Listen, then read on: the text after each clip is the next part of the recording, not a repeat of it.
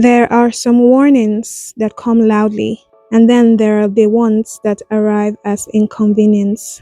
This story begins with inconvenience. The first time the number called, he ignored it. Unknown numbers were normal.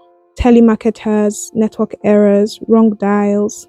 It rang once, then stopped. The second time, he picked up. No one spoke. He waited, breathing, static. Then the call ended. He frowned, but didn't think much of it. If there's one thing city life teaches you, it's this. Don't give small things too much attention. The calls continued, always at odd hours. 11:47 p.m., 2:13 a.m. Sometimes just as he was drifting into sleep, sometimes in the middle of the day, but never when he was busy, always when he was alone. He blocked the number. It came back from another line, different digits, same silence, no threats, no voices, just presence. This was what unsettled him. It felt intentional. The first real crack appeared when the caller knew something. One night, half asleep, he answered without thinking. This time a voice spoke, calm, male, Nigerian. "You're home early today." He sat upright. "How do you know that?" he asked. The line went dead. He checked his windows, doors, his phone. Everything was normal, too normal. He told himself it was coincidence.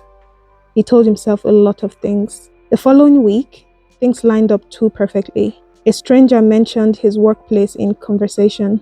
A delivery arrived he hadn't ordered, paid for already. A message came in with a photo of the street outside his apartment, taken that evening. No threats, no demands, just proof. Someone was watching. Not closely, not obviously, but casually, as if he was part of their routine. He did something people rarely do when they sense danger. He slowed down, stopped posting online, changed routes, stopped answering unknown calls. And finally, the truth surfaced. Not dramatically, but mundanely. The number belonged to someone who lived nearby, not a criminal mastermind, not a stalker in the traditional sense, just a man who worked night shifts and filled his boredom by watching other people's lives. He followed patterns, tracked routines, made calls to feel less invisible. It wasn't rage that drove him, it was loneliness, and that somehow made it more frightening. Because lonely people don't always know where the line is. The situation was handled quietly. Warnings, records, distance. No dramatic arrests, no viral headlines. But something irreversible happened. He lost the illusion of anonymity.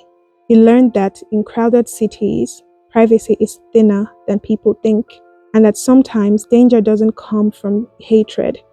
It comes from curiosity that goes unchecked. So here's the truth this story leaves behind. You don't have to be important to be watched. You don't have to be special to be noticed.